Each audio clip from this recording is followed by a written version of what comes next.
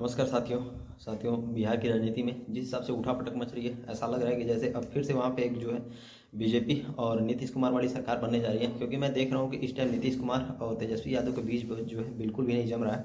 और 26 जनवरी के मौके पे दोनों लोग एक जगह इकट्ठा हुए थे और दोनों लोग एक दूसरे को देखे तक नहीं और आसपास भी नहीं है। हालांकि जिस हिसाब से नीतीश कुमार कुर्सी के लिए कुछ भी करने के लिए तैयार है, ये बेहद ही शर्मिंदगी भरा है। क्योंकि मैं देखता हूँ कि कई चीज़ें ऐसी हैं कि जो कि राजनीति में अपनी कुर्सी बचाने के लिए जितने भी राजनेता हैं किसी भी स्तर तक जाते हैं, इसके लिए कुछ ना कुछ नियम कानून जरूर होना चाहिए। क्यों ये कि ये अपने निजी फायदे के लिए कुछ भी करने को तैयार है, जो कि ये किसी भी तरीके से एक्सेप्टेबल नहीं है। जो कि अगर कोई जैसे मान लीजिए किसी पार्टी का लीडर है, वो उसका वोट बैंक अलग है और किसी दूसरे पार्टी का वोट बैंक अलग है, ये लोग आपस में मिलकर अपना राजनीतिक लाभ उठाते हैं, अपना पैसा बनाते हैं, सारी चीज़ें बनाते हैं। लेकिन जब नॉर्मल लोगों का बात होता है कि वो जिन चीज़ों से प्रभावित होते हैं या जिस पार्टी के विजन को देख के वोट देते हैं, तो फिर कब उनका विजन तो ये फेल हो जाता है। तो इसलिए कोर्ट के इनके ऊपर एक्शन होना चाहिए कि ये जिन वादों के साथ आते हैं वो वादा भी पूरा करें। और नीतीश कुमार तो पूरी तरीके से पलटू चाचा बन गए हैं।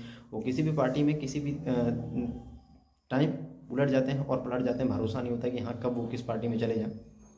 तो आखिर नीतीश कुमार की इस पे आपकी राय क्या है? मुझे तो यहाँ तक उम्मीद लग रही है कि बीजेपी जो है नीतीश कुमार को मिला के और फिर से उनको जो है कहा भी जा रहा है कि 28 तारीख को वो जो शपथ ग्रहण फिर से हो सकता है और सुशील कुमार मोदी जो है फिर से वहाँ पे बिहार के उप मुख्यमंत्री बन सकते हैं। तो ये सब चीज़ें बिहार में जो चल रही हैं, और कितनी न्यूनतम स्तर की राजनीति भारत देश की हो गई है प्रभु। कम से कम इन जाहिल नेताओं से भारत देश के लोगों को बचाइए, या तो कुछ ऐसे लोगों को लाइए राजनीति में जिससे कि लोगों का भला हो सके और राजनीतिक एक सही दिशा में जाए, जैसे अरविंद केजरीवाल वगैरह करते हैं शिक्षा स्वास्थ्य इन सब मुद्दों को लेके। और बाकी अन्य राज्यों की स्थिति ये तो बस कुर्सी बचाने के लिए मारामारी चल रही है। धर्म की लड़ाई मजहब की लड़ाई बचाए जिस तरीके से लड़ाओ, लेकिन कुर्सी रहनी चाहिए। वही हाल बिहार का भी है, वही हाल के इंडिया के मैक्सिमम स्टेट्स का है। चुनाव आने से पहले ही ड्रामा शुरू हो जाते हैं। 2024 का चुनाव आएगा, आप देखिएगा कि बीजेपी जो है नीतीश कुमार या जितने भी अलायंस हैं जो उनके अपोजिशन में उनको तोड़ने का कोशिश करेगी, उनको आपस में मिलाएगी। ये सब चीज़ें बहुत नॉर्मल सी चीज़ें और ये होनी तय है। इस पर आपकी राय क्या? कमेंट सेक्शन में